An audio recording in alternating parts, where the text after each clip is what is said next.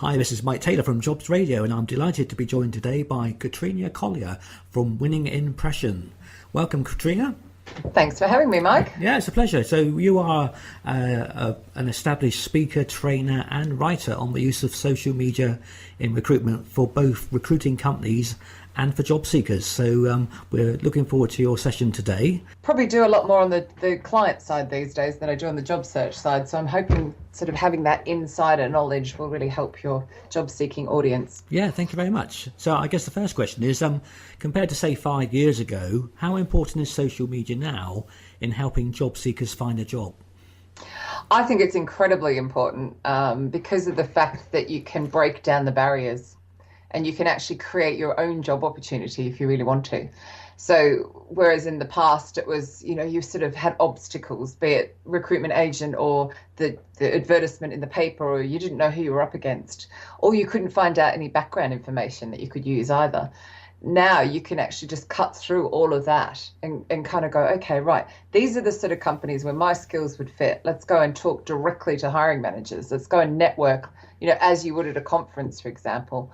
But, sort of going, oh, hi, Mike, what do you do, blah, blah, blah, and getting people talking and becoming known, liked and trusted, and then cutting through and creating your own opportunity.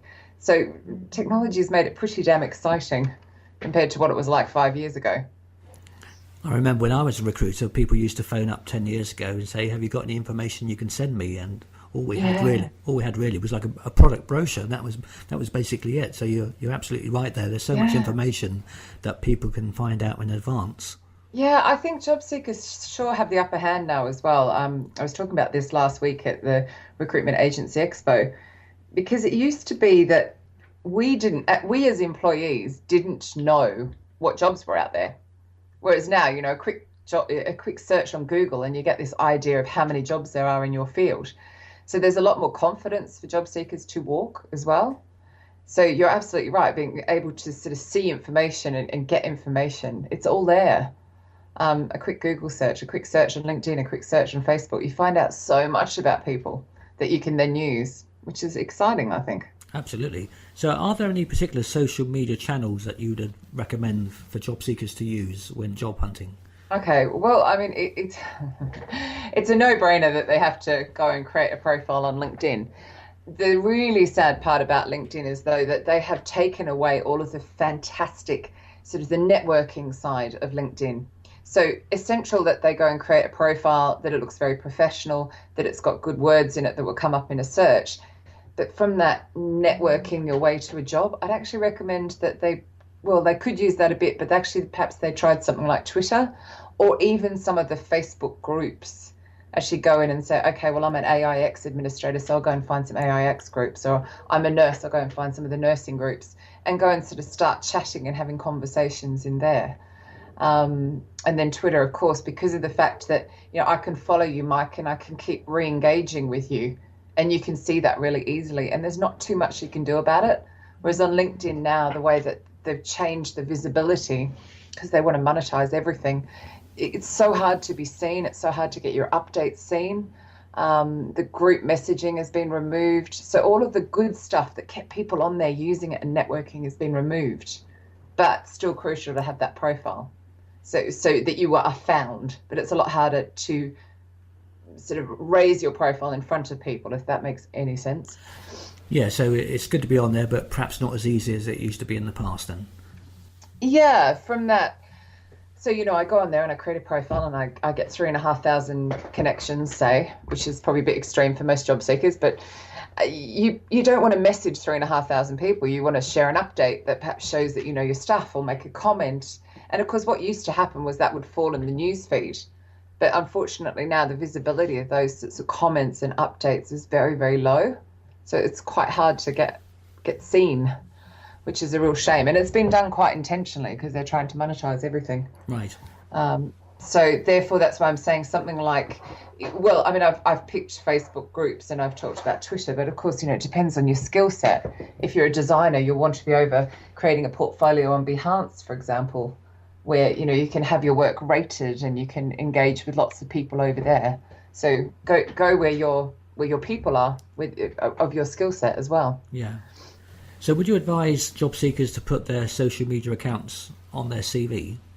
I don't see why not, unless they're doing something silly. Um, so, I mean, even referring to a few of my clients who I know tend to get a bit excited about, say, the football or X Factor or something like that, and might perhaps, not be particularly polite on social media. They probably wouldn't want to put their Twitter account on their CV. But if you have one that's, you're using quite intentionally for the job search process, yeah, absolutely. What I would be doing is I'd be linking to my LinkedIn profile and making sure that I had recommendations, not just from your managers either, from peers and perhaps anybody you've managed. So you've got that full rounded picture of people. So that will allow people to gain access to that directly. But then also, if your Twitter account does really reflect your professionalism, then absolutely.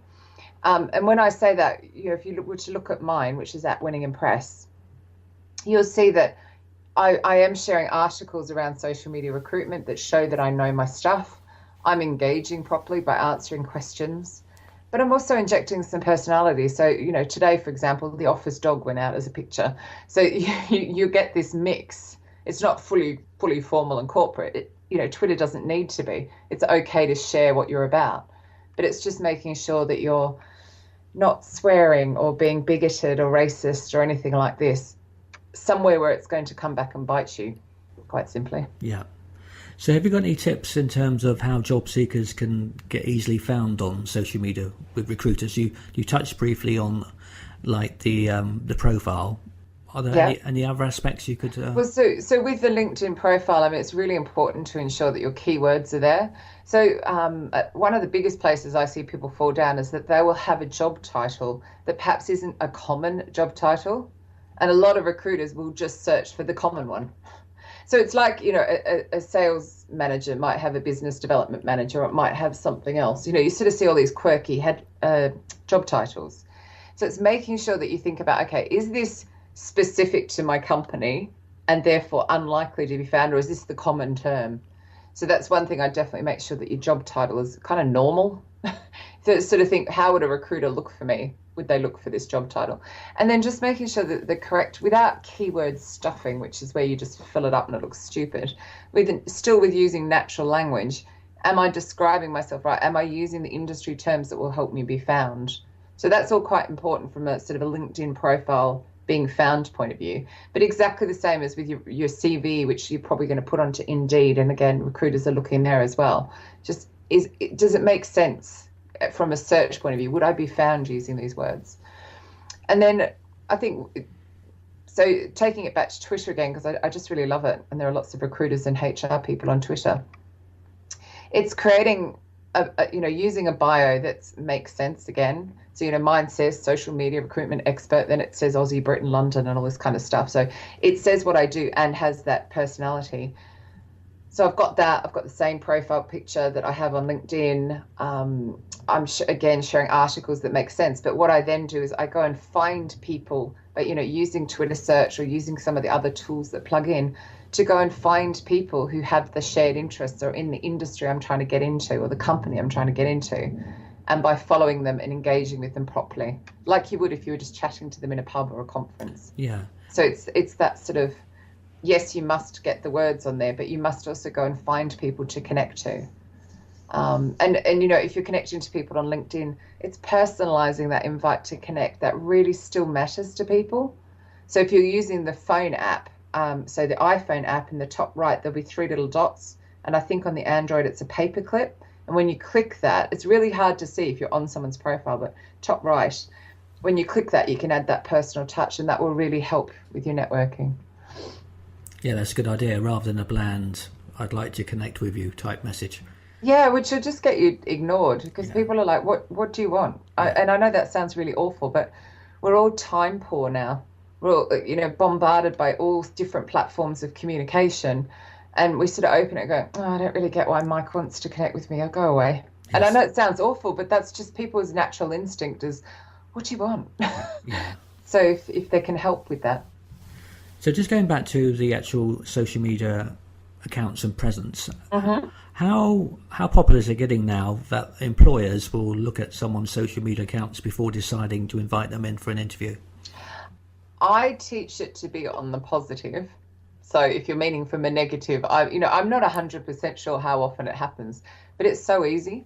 I mean, you've got a more unusual name, so sort of Google your name, and it's probably harder to work out which Mike Taylor you are.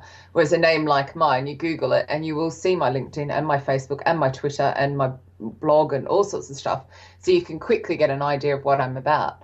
And it just, companies do Google people. And as far as, checking out their Facebook profiles, I know it happens. So I think use it for the positive, not use it for the negative. Yeah. So I do know of people that haven't got jobs because their Facebook profile picture that was public showed them really drunk. Right. For example. Okay. But with Facebook, there's so much you can do. I mean, if you're on the desktop version, you head to the top right again, and there's a padlock there, and you can click and you can say, who can see my stuff? And you can set that to friends, just to make sure that anything you're sharing doesn't go out publicly. And you can also view your activity log and go into the photos and then photos of you, and make sure that whatever you're tagged in is showing you in the best light as well. It's okay if there's a photo of you out in the pub, but it's not okay if there's a photo of you've drunk so much you passed out in the gutter. Yes. So you want to untag yourself or delete the photos, because they create such a, picture paints 1,000 words, all of that, such an instant opinion. Yes. But when I teach it, it's all about like hiring company. Here's Mike here. You can see he's very formal over here on LinkedIn, but this is what he's doing. This is his interest here on Facebook, and this is what he's talking about on Twitter, and this is where else he's hanging out. How can we paint an entire picture to communicate with that person? But unfortunately, it can do the opposite, and you do hear about that often. You've got such a brilliant opportunity to create a sort of a personal brand, as they love to call it, but your own online reputation, if we just want to call it something simple. So I like the fact that you can create notes on Facebook, which are like mini blogs. So if you don't actually have your own blog, but you've got something to say, you can put those out publicly. So when people look at your Facebook profile, they see what you've intentionally put out publicly, rather than sort of all of your posts, which might be a bit negative. Right. So you can sort of pick and choose what goes out publicly and privately. And recruiters do this as well. It's not just job seekers. So you can do that as well. So job seekers that perhaps have identified a list of who they like to work for or approach, what would you suggest they do to start? I mean, should they start following those companies on Twitter, LinkedIn, etc.? Or what would you suggest? Well, I'd be looking for the individual, personally, because I just think if you can build a relationship with a person rather than a logo, you're going to get so much further. You never know. So if I was to talk about, I wanted to work at Apple, say, and I found the recruiters at Apple, I could interact with them. Whereas if I just interact with Apple, I never know who I'm interacting with, because it could change all the time as to who's running that social media account. Whereas you can actually go, okay, here's Mike, he's the recruiter for Facebook. Let me form a relationship with him. And I don't mean just favoriting every tweet you put out there, but, just occasionally going, oh, I'll retweet that. That's actually quite valuable. Or commenting or questioning, or why did you share this? Or what do you think of this? And this, again, it's just like the conversation that you'd have in the pub. And I think it's person to person. And then it used to be you could do that on LinkedIn. So I could go and look up all of the recruiters on LinkedIn and send them these personalized invite to connect, and then see their updates and comment on those updates. But unfortunately, that's just become this more difficult as time has gone on, since they've become a public company. So that's why I'm sort of liking the Twitter. But also Facebook can be quite good for that. Some of the Facebook pages. So for example, Marriott Jobs and Careers, amazing place to go and interact. They do really, really good stuff from a company point of view, but they're very interactive as well. And the groups again, Facebook groups. And I'm not even touching on, there's a plethora of other platforms, of course. I'm just sort of touching on the big ones. So as a job seeker, well, perhaps not even a job seeker, if a recruiter tries to connect with you on the social media networks, should you accept, perhaps even if you're not even actively job hunting, would you accept? I guess why are they doing it in the first place? Yeah, I mean, again, I'd be looking for that personal invite to connect. And unfortunately, the majority of the recruiters out there just go click, send it, just expect you. Do you know what? It really depends on your skill set, which sounds really like an awful thing to say, but if I'm a developer and there are 5 job vacancies per developer here in London, for example, I'm not going to connect with just any recruiter that sends me a blank invite to connect, because of the fact that, I'm going to get bombarded, or they're just going to send me message after message. So I think it depends, really. I would be wanting to go for more the ones I trust if I had scarce skills. So if you happen to be one of those lucky people, personally, that's what I'd be doing. But, if you've got more generic skills, if you look at the recruiter and you can see a face and you can see recommendations for them and they look really professional, sure, connect away. But I'd be after that little personal touch. Yeah, I think if you accept everyone's invitations, like you say, you'll be bombarded all the time with opportunities.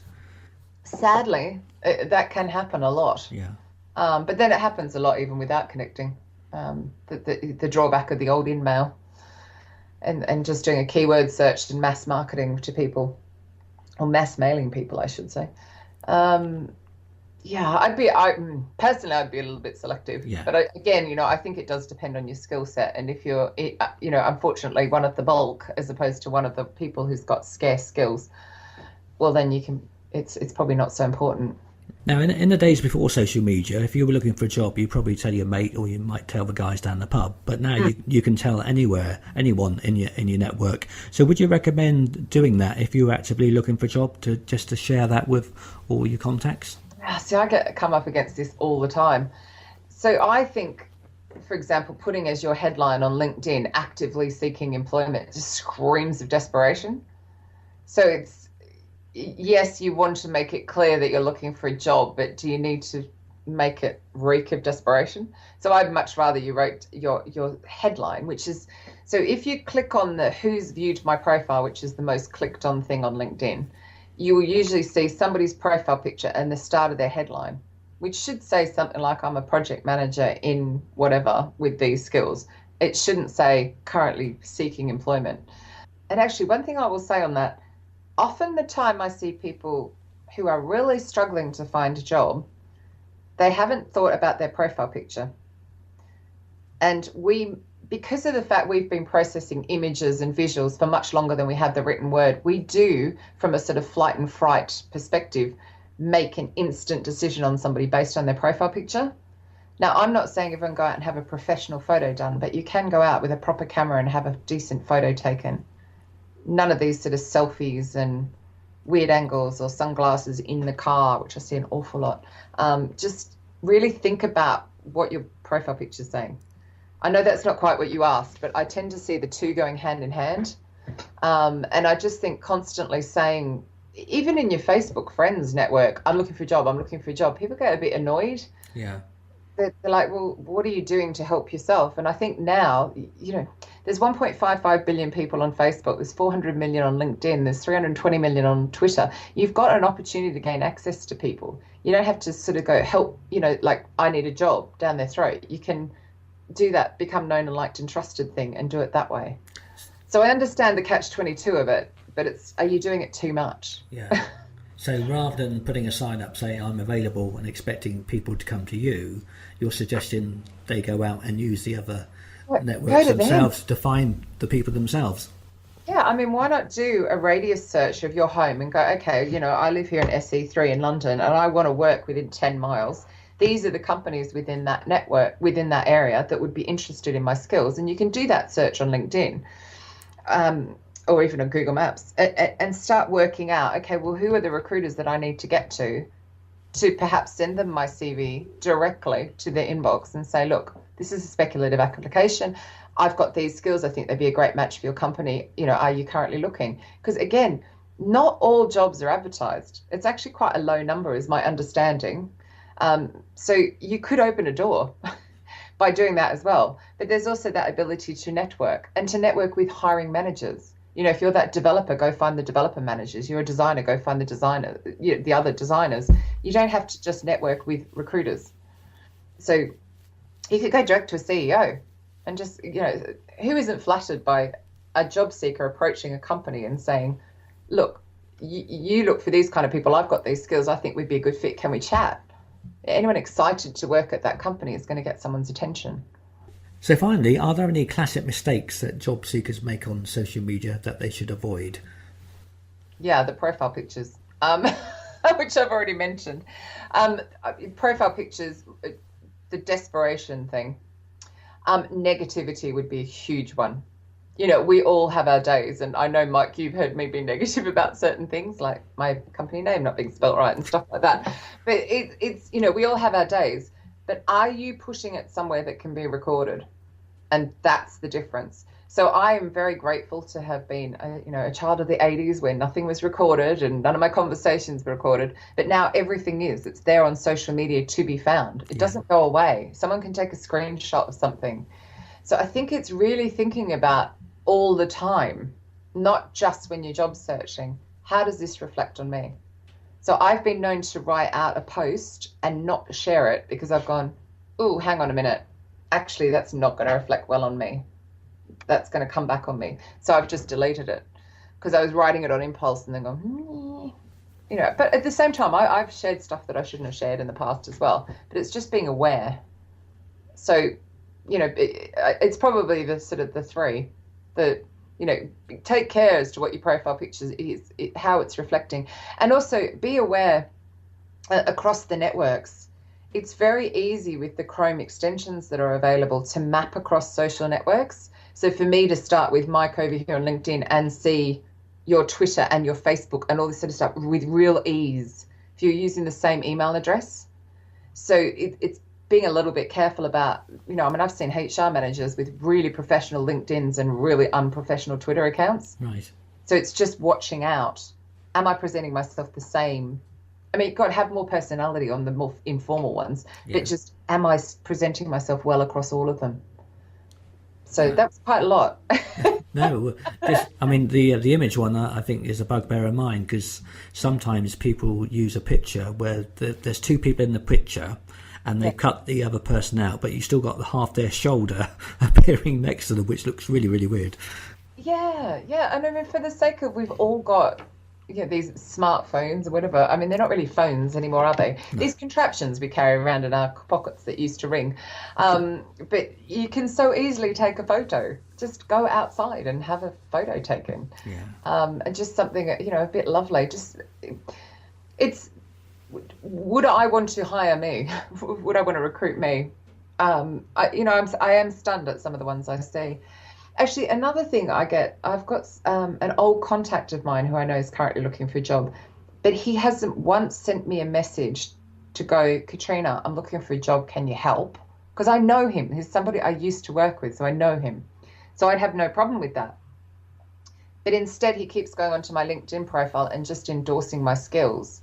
It's like, okay, why don't you just have a little bit of, hi, Katrina, can you help? Can you point me in the right direction? Who do you know?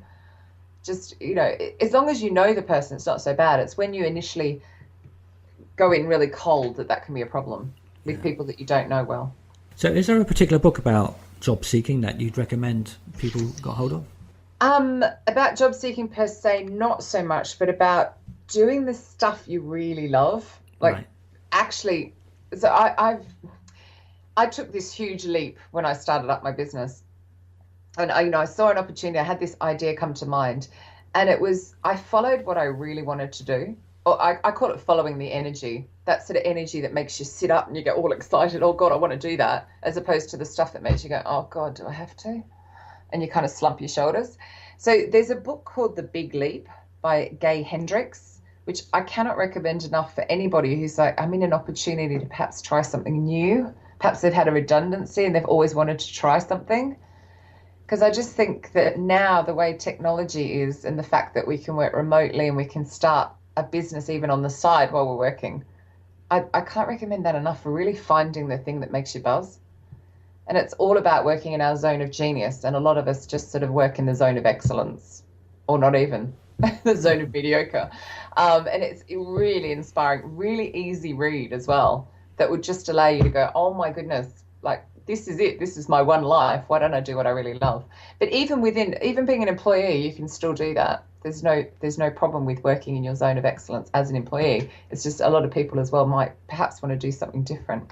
Okay, so do you want to repeat the title again? It's called The Big Leap. Yes. and it's by Gay Hendricks. Right. Which is Fantastic. Hendricks. But I love it. It's really transformed my world, Brilliant. that book. So, Super. Well, thanks very much for your time today. If any of our listeners wanted to find out more about you, how can they get in touch? well, Twitter's my favorite, to be fair, in case that hadn't come across. So I'm at Winning Impress, which is winning, IMPRESS. Or, of course, LinkedIn. I'm Katrina Collier. But please let me know why you're sending me the connect request. So I understand. But I'm more than happy. I mean, I don't recruit myself anymore, but of course I've got lots of recruiters in my network, so I can point you in the right direction. Yeah, brilliant. Okay, well, it's fantastic. Thank you very much for your time today, Katrina, and wish you every success for the future. Thanks, Mike. At Jobs Radio, we bring job search advice and job vacancies to life. You can listen to interviews with guest experts and recruiters through our website at jobsradio.co.uk or on your mobile device with our Apple and Android mobile apps. And if you miss a show, you can always download the latest Jobs Radio podcast via iTunes. Jobs Radio, great advice and great music.